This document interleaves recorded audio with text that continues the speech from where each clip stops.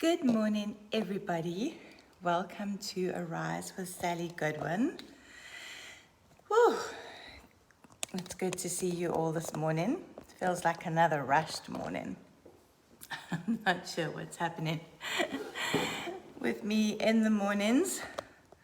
I think it's a lovely cool day today. So, I'm more of a fan of the cooler days than the warmer days. That's simply because of my age, and I prefer the cooler weather to the warmer weather. So good morning, everybody. Good morning, Stu. Lovely to see you.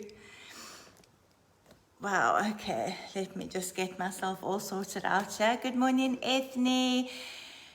Good morning. I saw some other names come up, but I've missed them now if I don't get them. Good morning, Jen. Lovely to see you.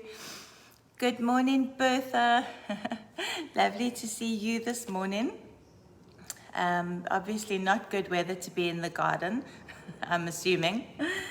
But sure, I'm not sure what it's like where you are, Jen, but here in, good morning, Lindiwe. Lovely to see you. My eyes are absolutely terrible. Londiwe, I think it is. Londiwe. Good morning, Londiwe. So I'm not sure what the weather is like where you are, Jenny, but here it is overcast and much cooler, which is just lovely. Every morning when I wake up and I see the overcast, I'm like, thank you, Jesus, for cooler weather. Morning, everybody. Also, I just wanted to tell you,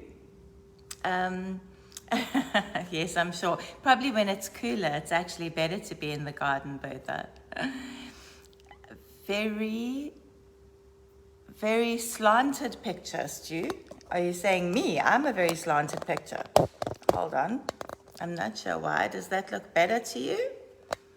It's very difficult to tell from my side whether I'm skew or straight. Sometimes when I feel like I'm skew, then everyone says, no, you're straight.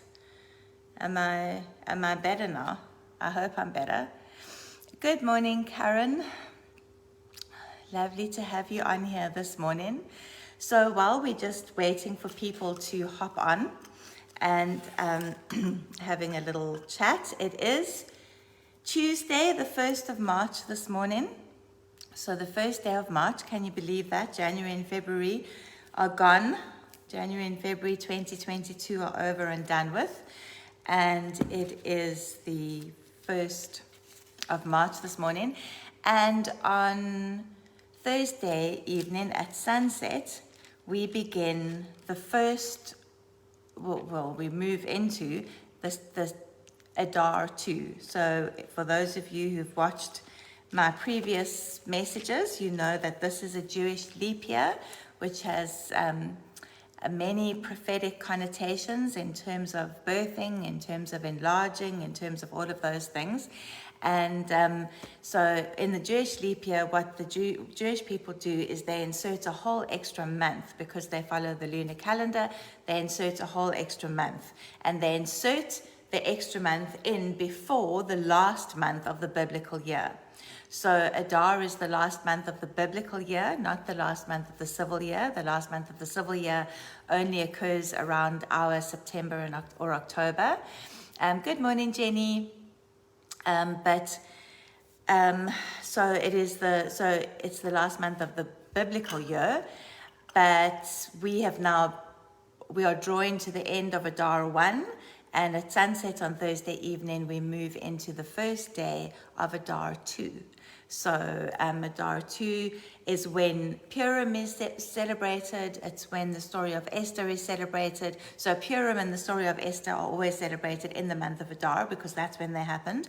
However, when we have a Jewish leap year and we have an extra month of Adar, then the Jewish people celebrate Purim in the second month, the actual final month of the year.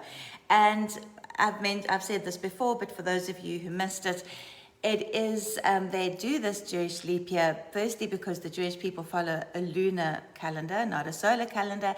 And secondly, because God had instructed the Jewish people that Passover must always be in the spring. So in order to ensure that their biblical feasts and festivals fall according to the correct times that God has given them, they add this extra month in to make sure that seasonally they are in time with God. It's quite interesting here. Interesting that they shift their whole calendar and make a whole extra month within their Jewish calendar to make sure that seasonally they fit with God, which I think is quite an intriguing thing. Okay, so. Good morning, everybody.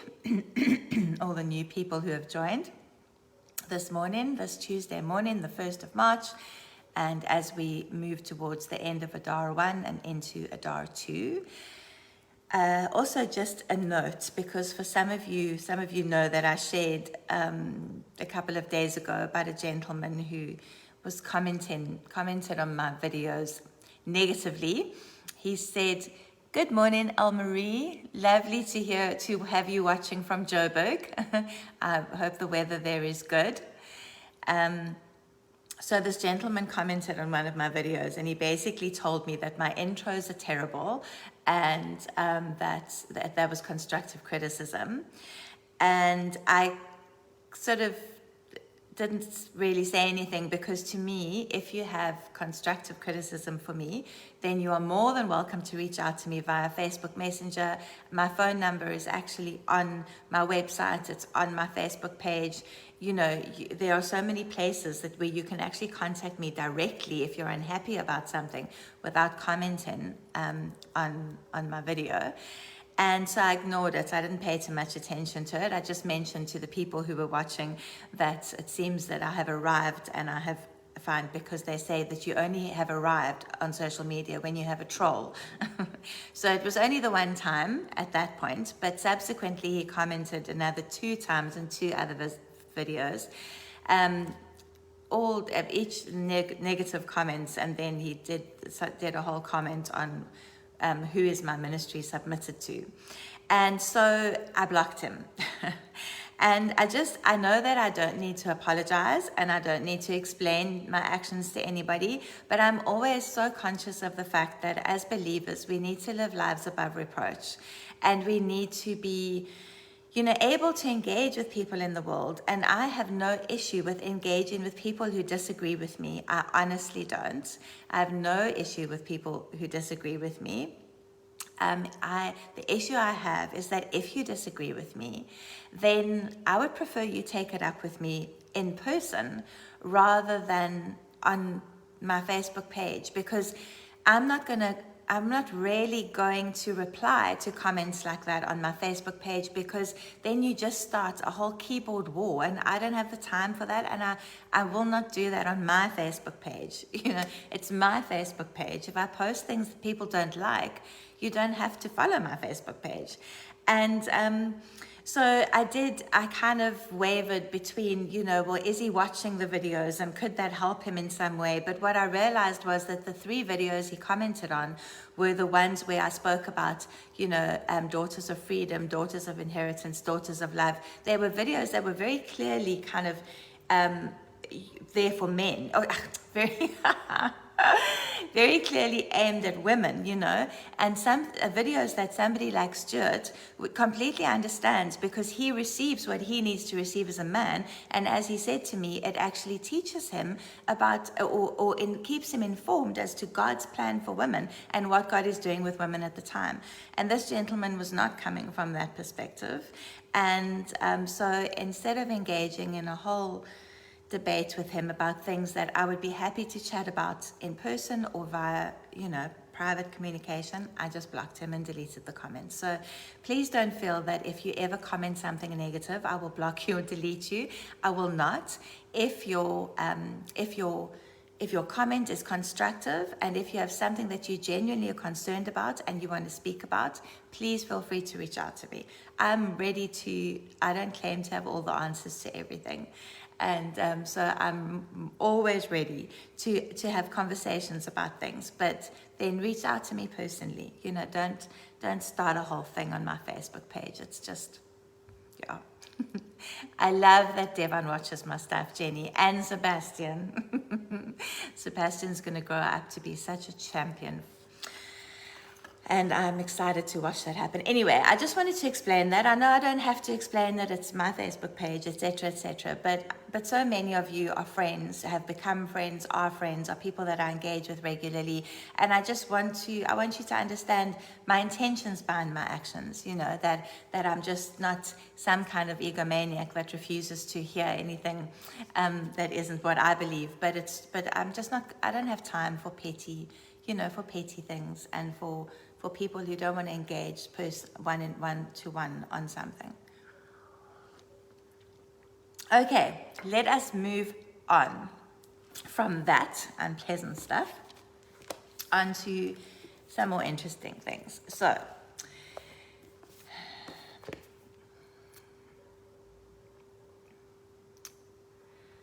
right. Jesus, let this be all you. Let this be all you and none of me. Your words are not my words, God. So, because we are going into Adar 2 at sunset on Thursday evening, and because Adar 2 is the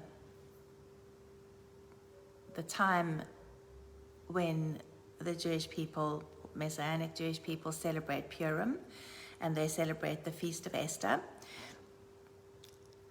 In Purim, the Feast of Esther is in our calendar, it's the 15th and the 16th of March. So it's this month, the 15th and the 16th. So,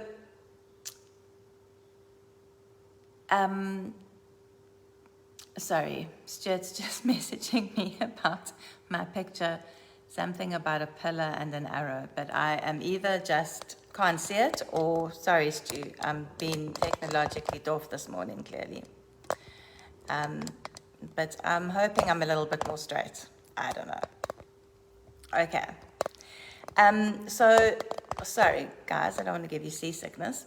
So, because we're going into Adar 2, and because on the 15th and the 16th of March, we're going to be celebrating Purim, or the Feast of Esther, I thought that we would do a couple of days and we would just look at the story of Esther. And the story of Esther is one of those stories that we all know really well, or we think we know really well. And as we've spoken about before, sometimes it is just a good idea to actually read scripture with an open mind and an open heart, and not through the lenses of what you have been previously taught. And the reason why obviously I'm thinking in terms of Esther and Purim because I know that those are coming up. But one of the reasons why I really felt to actually do this now was because I'm sure many of you have seen videos and news articles and TikTok videos and various things on the Ukraine, what's going on in the Ukraine and Russia. And because I speak so much about raising up this army of women, as soon as women are involved anywhere, I have amazing friends who send me clips and things about women. And I have a friend who sent me an article, and it was and I can't remember the exact detail, but it was like Miss Ukraine, a woman who would have won like the Miss Ukraine title, something like that, or model. There were one or two women that spoken about in the article, and they were these beauty queens, these pageant winners, these beautiful women, and they were dressed in combat gear with rifles, and they were saying that they are going to defend their country. They are going to defend their nation.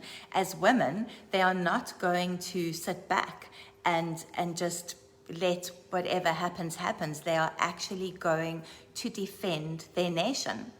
And then I read another article on, I think it was the vice president of the Ukraine, the vice president's wife, and there were photos of her all dressed in camouflage gear. And so I just looked at these women, and I mean, there was another video clip of an old lady.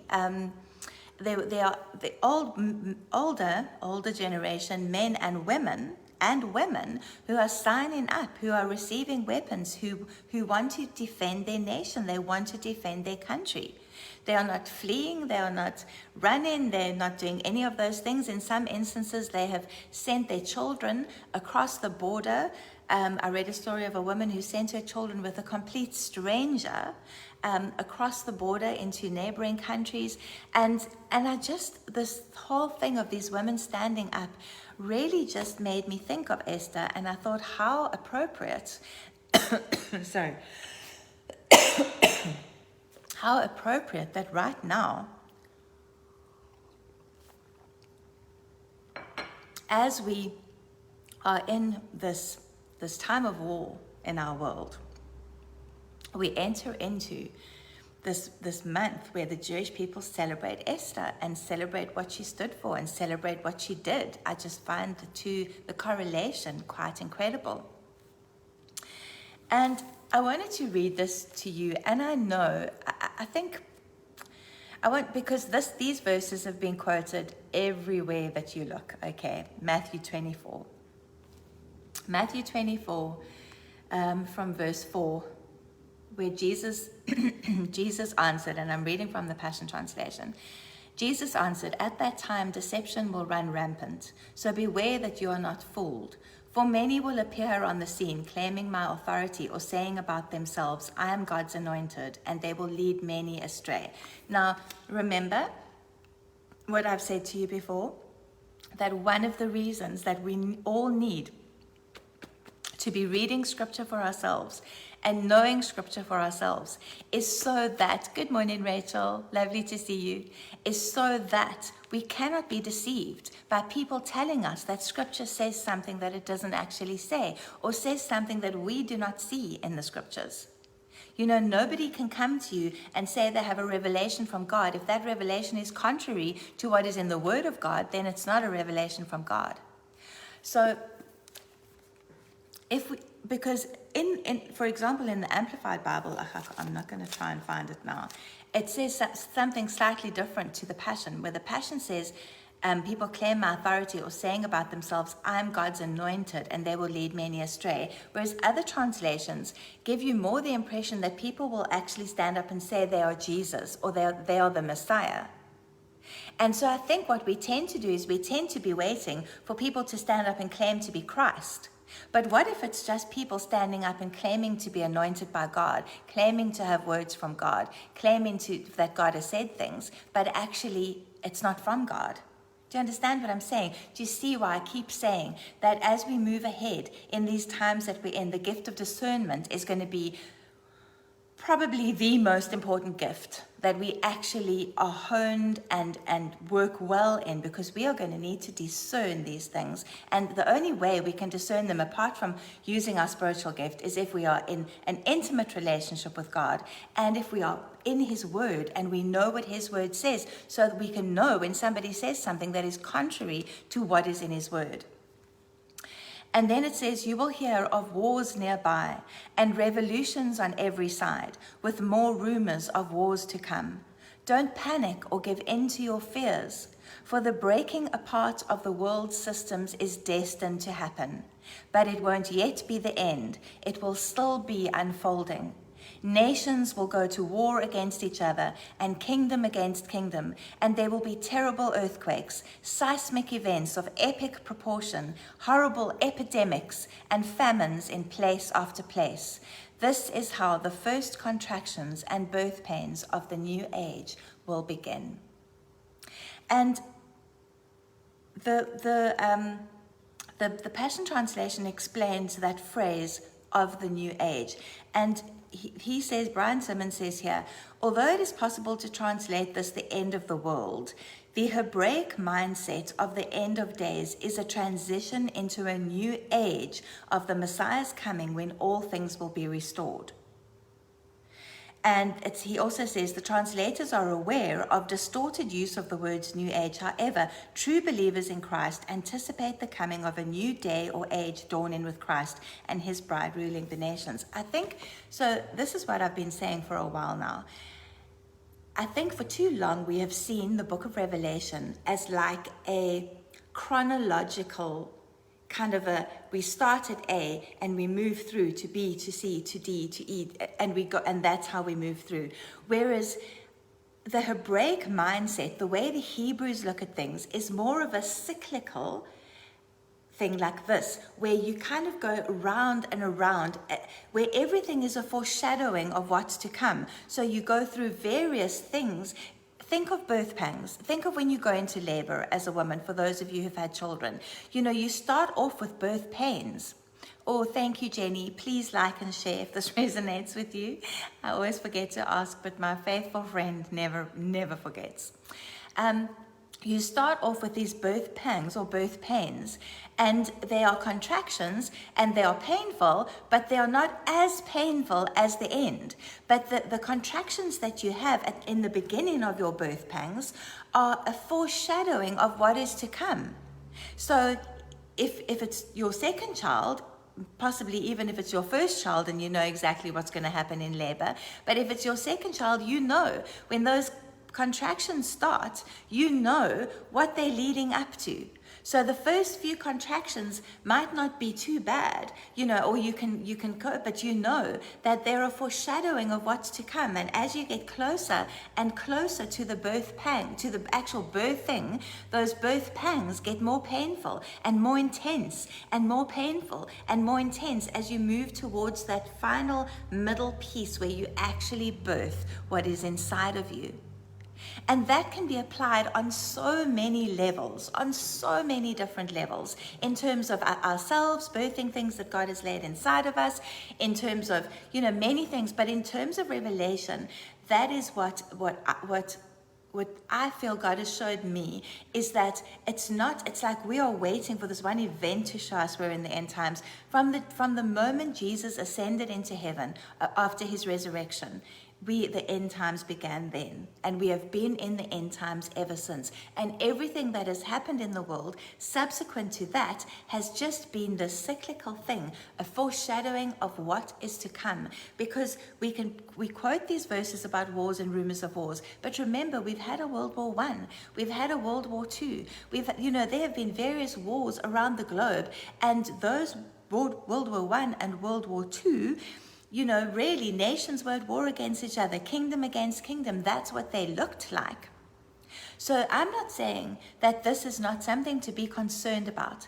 What I'm saying, that we need to recognize this as part of the birth pangs on the earth, part of the birth pangs. And yes, we are moving towards the center point, the end. But also the Hebraic mindset, in our kind of in our Greek mindset, because we have a very much a Greek mindset because of our education system, etc., etc. In our Greek mindset, something has to end so that something else can begin. So it's like this all has to end, and then Jesus. Whereas the Hebraic mindset sees it more as a transition. So yet transitions can be painful, they can be awful, they can be hard, they can be difficult, they can be a million different things. We all know this, we've all transitioned in our lives. But if you look at it as a transition rather than a stop and a start, it almost makes it seem more,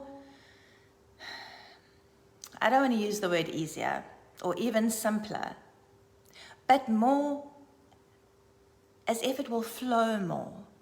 You know, as if we, as the Western church, as people who have been divorced from our Jewish roots for such a long time that we've almost forgotten what they are, we see things as the step-by-step process. You know, first, and you can tell that just by the various people who believe, you know, pre-tribulation, post-tribulation, mid-tribulation. Those are all people who eschatologically see things as this kind of step-by-step process. That is not a Hebraic mindset. A Hebraic mindset is more of a transition in. And it's more of a going around and around and transitioning into the different spaces and places and things of God. It actually, for me anyway, yes, Jen, fluid, more fluid. Exactly. And it's not that it makes it any less scary at all, but it just makes it, for me, it just seems to make more sense than waiting for these specific things to happen, but actually realizing that just as happens when we're in labor, when women are in labor, you move towards that point. You start over here, and over here you move towards those points. I mean, I know with my first son, I was in labor for 13 and a half hours. My niece was in labor with her daughter for something like 30-something hours. You know, it's not, no one tells you, I mean, I know there's stories of women who go into labor and pop their kids out before they've even realized they're in labor, but those women are few and far between. So these verses in Matthew 24 are very relevant. They are just as relevant now as they were when Jesus actually spoke them to the disciples, because what was happening? The disciples were asking him for a sign of when he will come back. And that's what he told them. And the world has been going through that ever since then. Empires have risen. Empires have fallen. Nations have risen. Nations have fallen. Power has changed, shifted, and changed hands. And we are in a place in the world right now where the balance of power is shifting. And it is going to shift. Once it has shifted, it will shift irrevocably, because that's what has happened every time power is shifted. And an empire has risen, like the Roman Empire, and taken over, and then another empire has come in its place, and that they've never gotten back. The Roman Empire has never managed to put itself back together again. So the balance of power in the world is shifting. And it is shifting in such a way that it is shifting away from the balance of power that we have preferred up until now. Or yes, the balance of power that we have preferred up until now. But it is not to say that God cannot use what is happening to further his kingdom and we are, at the end of the day, we are going according to the plan of God. God lets man have free will, he lets man make his choices, he lets man do his thing, but at the end of the day, there is a result that we are heading towards that is God's. No matter what man does, no matter what kingdoms rise and kingdoms fall and nations rise up and rail against him, he is ultimately the sovereign God. So, all the things that are happening now have happened before. We experience it on a greater scale because of social media. And there is a pro and a con to that. But we are continuing in the cyclical cycle where we move closer and closer, where the birth pangs get more and more intense and the contractions get more and more severe until we come to the end when God's new world is birthed. But see it as more of a transition. If we try and see it from a Hebraic mindset, as more of a transition, as more fluid, as more, more than than the way we see it, which is stop, start, stop, start, stop, start. It just makes it easier to actually wrap your head around it in a way. So on that note, I want to, in the last few minutes that we have, I want to just start having a look at the story of Esther.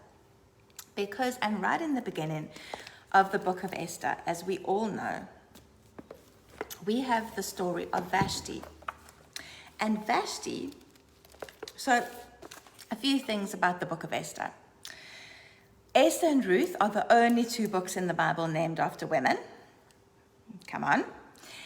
Esther and Song of Songs are the only two, or Song of Solomon, whichever you prefer to call it, are the only two books in the Bible that don't directly mention the name of God. And Esther, along with the book of Ezekiel and Daniel, were written during the Jewish exile, and so they were set outside the Promised Land. So the book of Esther is set outside the Promised Land. They're in what was then the land of Persia. The Jewish people are in exile. They have been exiled from Israel, exiled from Jerusalem, dispersed amongst the surrounding nations, and a large proportion of them were in what was then known as Persia, and that was ruled by King Xerxes, or his other name was King Ahasuerus. Very difficult to pronounce. We'll just stick with Xerxes.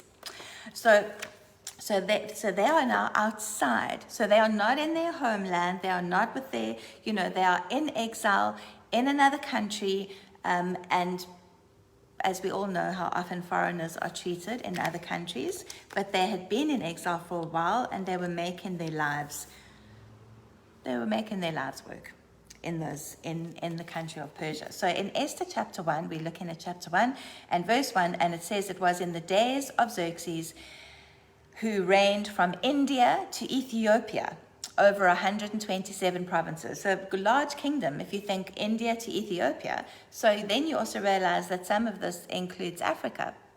I think we always feel like Africa doesn't appear anywhere in the Bible. Look, the bottom part of Africa doesn't necessarily, but the top part of Africa is very prevalent in the Bible. So he reigned from India to Ethiopia, and he sat on his royal throne, which was in Shushan, or Susa, which was the capital of the Persian Empire. Now it was the third year of his reign, I'm paraphrasing, not reading exactly, the third year of his reign, and he made a feast for all his princes and his courtiers. The chief officers of the Persian and Median army and the nobles and governors of the provinces were there before him, while he showed the riches of his glorious kingdom and the splendor and excellence of his majesty for many days, even 180 days. For 180 days he entertained all of these people who were feasting and all of that, and he was showing them how glorious and wonderful he is.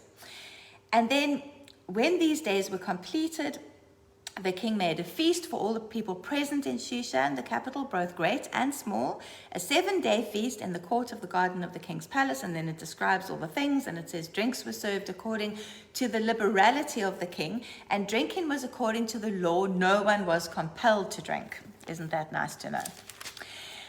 So now, and then at this time, King Xerxes is married to Queen Vashti, and Queen Vashti gave a banquet for the women in the royal house which belonged to King Xerxes.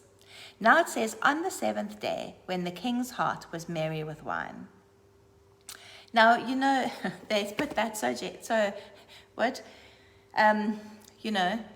what is that word when you make something sound not as bad as it actually is? The king's heart was merry with wine. In other words, he was drunk. I mean, they'd basically been drinking for 7 days straight, and he was drunk. And this phrase, being merry with wine, is only used a couple of times in the Bible. And one of the other times it's used, which is quite interesting, is in the book of Ruth, when Ruth goes to the threshing floor and lays at Boaz's feet. And it says that Boaz, because they had just finished the feast of the harvest, and they said Boaz was merry with wine. So basically he was also drunk. There's some connotations to the book of Ruth that do make you wonder about what it means in the end, but we'll look at that at some other time. So he was drunk, basically, okay? So he commands his 7 eunuchs who ministered to him as attendants to bring Queen Vashti before the king with her royal crown, to show the peoples and the princes her beauty, for she was fair to behold. Now, if you go and research what that actually meant in those days, it basically meant that Vashti needed to come before all of these officials, drunk officials, and dance in front of them with her royal crown and basically strip. So to show her royal beauty, they weren't only interested in looking at her face. She was actually had to come before the king. She had to dance and disrobe and basically be paraded naked in front of all of his drunk friends with just her crown to show her royal beauty. And this was commonplace, fairly commonplace for those times. It was something that was done in those times. But Queen Vashti refused to come at the king's command, conveyed by the eunuchs. Therefore the king was enraged, and his anger burned within him. Now, Vashti, I feel, gets a bad rap in the story of Esther. Because we see Esther, we have these two women present in the story of Esther, Vashti and Esther. And because Esther is the good one, we tend to see Vashti as the bad one. I don't think so. You know, Vashti, firstly, she was apparently, according to the research that I've done, it is possible that she was actually of more royal blood than King Xerxes. She was more, the family she came from, the lineage that she came from was actually more royal than King Xerxes. And she must have known what the outcome would be. She must have known, she either thought that she had enough influence over King Xerxes for him to be okay with her saying no. But I don't know. These women grew up in those situations. They grew up in those places and spaces. They knew what the laws were, what the rules were. They knew how women were treated. They knew how easily women were discarded. They knew all of those things. She must have known the price that she was going to pay for refusing to do this for King Xerxes. She might have entertained the thought that he would be merciful, that she would be able to explain herself to him, that, you know, that her influence over him would be sufficient to actually cause him to not do anything, but she must have known that she was playing with fire, basically.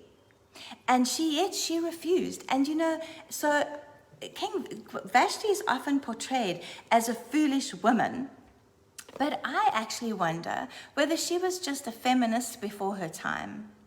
You know, whether she was just over it. Whether she just was making a stand for women, actually, because whatever happened to the queen in the royal palace was basically how women were treated in the rest of the land. And I can back that up by saying that when the king, whose rage burned within him, then approached his eunuchs and said, Queen Vashti has not done the bidding of King Xerxes, what should be done to her? This is how the eunuch, okay, remember a eunuch was a man who had been castrated, and, you know, it was basically, and they were the ones who looked after the king's harem. So they were castrated so they would never be tempted to have anything to do with any of the women in the king's harem. But so this is a eunuch. He's not going to be married. He's not going to do anything. He's with any woman. But basically he says, Vashti the queen has not only done wrong to the king, but also to all the princes and to all the peoples who are in all the provinces of King Xerxes. For this deed of the queen will become known to all women, making their husbands contemptible in their eyes, since they will say, King Xerxes commanded Queen Vashti to be brought before him, but she did not come. This very day, the ladies of Persia and Media, who have heard of the queen's behavior, will be telling it to all the king's princes, so contempt and wrath in plenty will arise. What were they so upset about? Sorry, excuse it's a hot flush. What were they so upset about? Were they upset that Vashti hadn't come before the king? Absolutely. But what they were more upset about, or what was more in the front of their minds, was how is this going to affect all the women out there? Once they hear about Queen Vashti's behavior, are they not going to think that they now have an excuse to not obey their husbands? Let them, now they are going to say to their husbands, oh, but Queen Vashti didn't listen to King Xerxes, so why should I pay any attention to you? Throughout the whole land, they were worried about women standing their ground throughout the whole land. Why would they have been worried about that? In a time where women were women were often amongst the most oppressed people group on the earth, where nothing went in women's favor particularly. Why would they have been worried about women rising up? Again, Persia At the time, women were able to accrue wealth, they were able to buy and sell, they were able to do things like that. So women weren't completely and totally oppressed. They did have a level of freedom in terms of the economics and finances and stuff like that. But at the end of the day, they still fell under their husbands pretty much, and that was the way that it was. So the reason that Vashti was ousted and Esther was brought in was not actually because King Xerxes, okay, he was obviously humiliated, he was drunk, he was humiliated, he was probably a narcissist, he was just beside himself because nobody had obeyed him, she hadn't obeyed him, etc., etc. So all of that was going through his head. But the thing was that later on, when he calmed down and sobered up, the reasoning that came through this all was that they were worried about what influence that this would have on women around the world. So I'm trusting that watching these Ukrainian women stand up and bear arms for their nation, stand up against unlawful invasion, stand up against something that has been condemned by the rest of the world, I'm trusting that that will actually encourage women all around the world to stand up, not just for their nations, but for themselves, for their families, for their children, to stand up for what they believe in. Because this story shows you that Queen Vashti's actions were not just concerned about the effect they had on the palace. They were concerned about the effect they would have on women throughout the nation. From India to Ethiopia, every woman would be saying, I don't have to listen to my husband because Queen Vashti didn't listen to hers. I think Queen Vashti is actually not, her story is not told a lot. She's not spoken about a lot. She's just the queen who was ousted so that Esther could come in. Again, God uses things like this to do what he needs to do. Esther needed to come in because Esther needed to save the Jewish people. But it doesn't mean that Vashti had to do something wrong in order for that to happen. Vashti just had to be Vashti. She had to be a woman standing up for herself. No, I'm not going to go and dance naked in front of a whole room full of drunken men. I'm not going to do that. I'm sorry. I'm aware of the consequences. I know what that possibly means. And I'm going to take my chances. In the same way that Esther took her chances when she approached King Xerxes without him calling her, remember? And he held out the golden scepter. Vashti did the same thing. Unfortunately, just not with the same result. Vashti basically sacrificed herself so that Esther could come in. Vashti didn't know that, obviously. But still, that is her story. That is what, so then the king's decree, so then they go on to say, if it pleases the king, let a royal command go forth from him, and let it be written among the laws of the Persians and Medes, so that it may not be changed, If a king's decree went out in those times, it could not be reversed, not even by the king himself.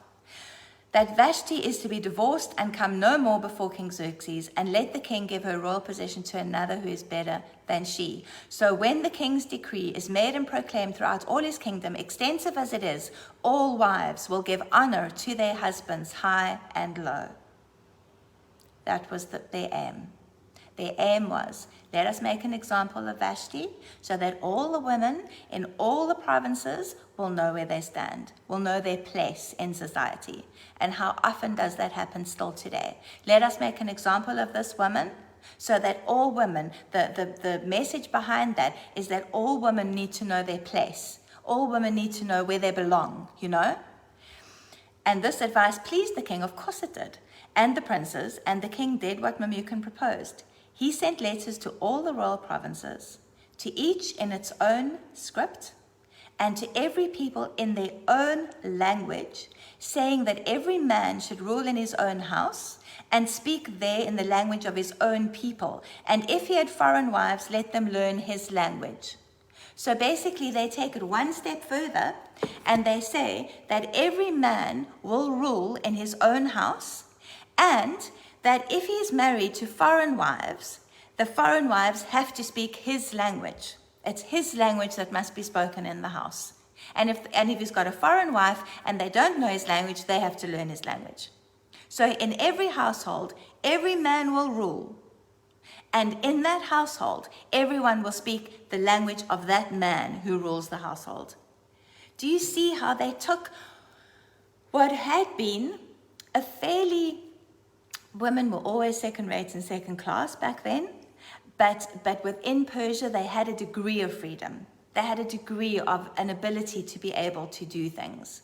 And with what Vashti did, when she stood up and said, I will not be treated like this, what the king then did is he basically sent something out that then put all women very firmly in their place, just in case. These were women who, in those days, they often, particularly amongst the Jewish women, they weren't taught to read, they couldn't bear arms, they did, so I mean, what they could have done with all of that anyway. But, and yet, amongst the Persians, there were many women who were educated and all of that kind of thing. But what I'm saying is that women didn't have, what could they have done apart from saying to their husband, I don't want to do what you tell me to do? It would have just made a whole lot of men's lives maybe a little bit less comfortable, but they couldn't have actually done anything. And yet the ruling went out. One woman stood up and said, no, I'm not going to take this. And the ruling went out that put all women in that, from India to Ethiopia, firmly in their places. But Vashti stood up for women. Basically, that's what she did. She refused to be used and abused in that way. And not a lot of credit is given to her. And it's not a case of Vashti the bad thrown out, Esther the good put in. It's not a case of that. These were all just people. They were just people. They were just women. And Vashti wasn't bad. She was just not going to do what the king had told her to do. And in her bravery, in her courage, in her actions that she took at the time, she paved the way for Esther to step in and do what God needed Esther to do. But sometimes when the way is paved for us to step into a situation and do what God has called us to do, we need to look at the women who went ahead of us. The women who maybe haven't received the credit for that. The women who've been fighting that particular battle for how long? And have been unnoticed or ridiculed or shamed or condemned or pushed to one side. And then somehow there's a shift and a change in what's going on in the world, and it allows one of us to rise up and do something and be seen for it. But if we are going to be Esther, if we are going to be Esthers in the world, we need to look and recognize the Vashtis who were there. The women who went before, the women who sacrificed, and whose sacrifice is reduced to one little chapter in one of the books in the Bible. We need to honor those women, the women who've gone before us, who made it possible for us to step into the place or the position that God has called us to step into. The women like Vashti, she might have been feminist. In those times, it wasn't even a concept that was understood, I don't think. She might have been ridiculous. It might have been a foolish decision. But it had incredible consequences for the Jewish people. And that needs to be remembered. Vashti needs to be remembered. She deserves to be remembered. She stood up for women everywhere, whether she knew it or not, she did. And yes, what happened was all women were clamped down on immediately, but it made room for Esther, and it made room for the saving of a nation. So, look for the Vashtis in your life. Look for the women who deserve recognition for the sacrifices they've made, for telling the unpleasant truths, for speaking the unpleasant messages, for always being the ones to rock the boat.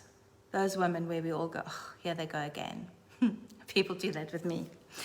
Yeah, here she goes again. I have no problem being a Vashti and seeing a world full of Esthers arise. We pay so much attention to Esther in the story, and that is important. But we need to pay as much attention to the other characters in the story. Vashti, Mordecai, their roles were hugely important and go often unheralded and unappreciated. So maybe God is calling you to be an Esther. Maybe God is calling you to be a Vashti. Either one deserves recognition. Okay, ladies, I have now gone way over time. Some days it just gets away from me, all the things that I want to tell you. But I will see you again on Thursday at 7 a.m. and we will continue with the story of Esther. We're going to continue with the story of Esther until we reach Purim, which is the 15th, 16th of March. And so we're going to talk, because there's so much in the story to unpack, so much that we just don't ever unpack. We just know the story of Esther, but we don't unpack the detail. Londiwe says she set a stage for God to show up and show forth his power. Absolutely. Amen, Londiwe. That is so true. That is so true. So right now, I just release and bless each and every one of you to be one who sets a stage for God to show up and show forth his glory. Whether you are called to be a Vashti, whether you are called to be an Esther, whether you are called to be a Deborah, whether you are called to be a Jael, whatever it is that you are called to, I bless you to step into that fully and completely, to take hold of that and be who God has called you to be. Whether you are called to be an Elizabeth, whether you are called to be a Mary, be who God has called you to be, without comparison, without competition. I release you, I liberate you from comparison and from competition. I just break those spirits off you in the name of Jesus, and I decree and declare that you are set free to be whoever God has called you to be, because you play an important role in his story. Love you, ladies. Thank you for coming. See you on Thursday.